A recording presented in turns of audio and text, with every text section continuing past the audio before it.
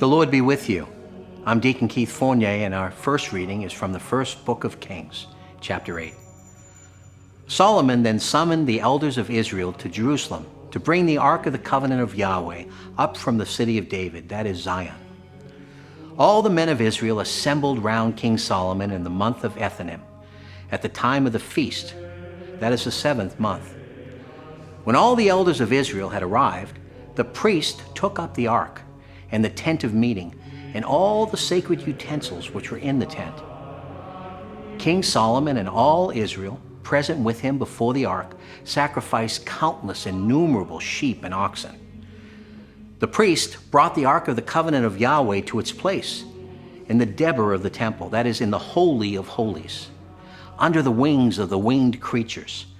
For the winged creatures spread their wings over the place where the ark stood, forming a canopy over the ark and its shafts.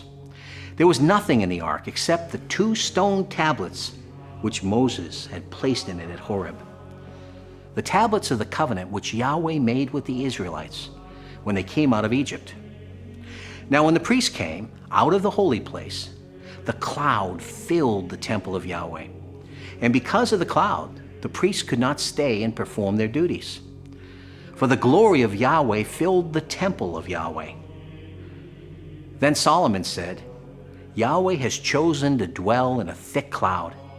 I've built you a princely dwelling, a residence for you forever. Our responsorial psalm is taken from Psalm 132. Listen, we heard it in Ephrathah. We found it at Forest Fields. Let us go into his dwelling place and worship at his footstool.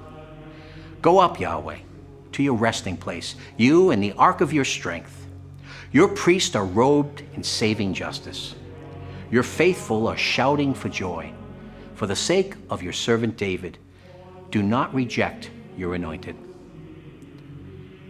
A reading from the Holy Gospel according to St. Mark. Having made the crossing, they came to land at Gennesaret and moored there.